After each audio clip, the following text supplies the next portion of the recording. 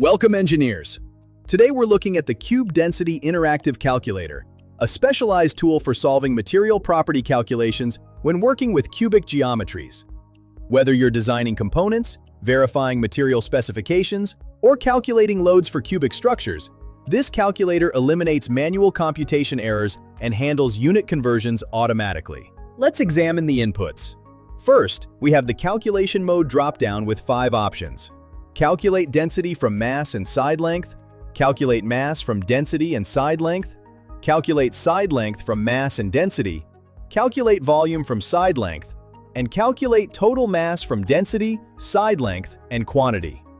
For today's demonstration, we'll select Calculate Density. Next, we enter the mass with units selectable from kilograms, grams, milligrams, pounds, or ounces. Then we input the side length with units in meters, centimeters, millimeters, inches, or feet.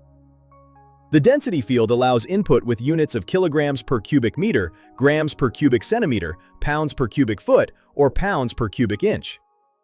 Finally, there's a quantity field for calculating multiple identical cubes. Let's work through an example. We have an aluminum cube weighing 2.7 kilograms with a side length of 10 centimeters.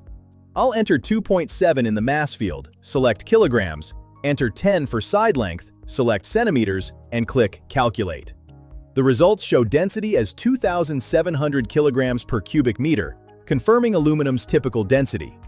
The calculator also provides volume, total mass, surface area, and material classification. These outputs give you complete geometric and material properties for design verification and load calculations. One critical insight: always verify your unit selections before calculating, as mixing metric and imperial units is the most common source of errors in density calculations. Find the link in the description below.